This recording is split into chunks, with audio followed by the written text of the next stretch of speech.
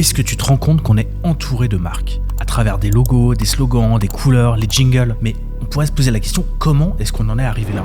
En fait, le terme de marque vient du mot brand, qui est de l'ancien norrois qui veut dire brûler. Mais qui étaient les Norrois? C'était un peuple qui habitait dans le nord de l'Europe au Moyen-Âge. C'est un peu les ancêtres des Vikings, quoi. Et au départ, les marques, ça servait seulement à montrer l'appartenance. Du coup, ces fameux Norrois, ils brûlaient un symbole au fer chaud sur leur bétail. C'était un peu pour pouvoir les identifier. Cette notion d'appartenance, elle a été présente tout au long du Moyen-Âge. Les chevaliers combattaient avec la visière fermée. Ils avaient besoin d'un symbole sur leur bouclier pour se repérer les uns des autres sur le champ de bataille. Les boucliers étaient une véritable identité visuelle, avec des symboles et des formes utilisés par les différentes familles aristocratiques pendant des générations. Cette symbolique a conduit les villes et les pays à s'en inspirer pour donner naissance à des blasons et des drapeaux.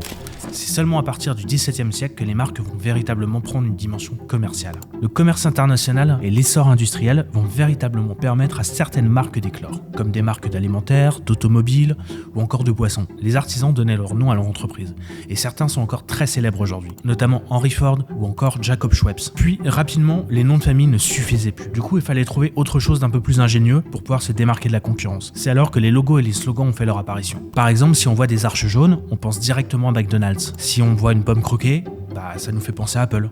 Si on entend ce jingle, c'est Decathlon. Au final, on peut se poser la question de quelles vont être les futures stratégies que les marques vont inventer pour continuer à se différencier des autres.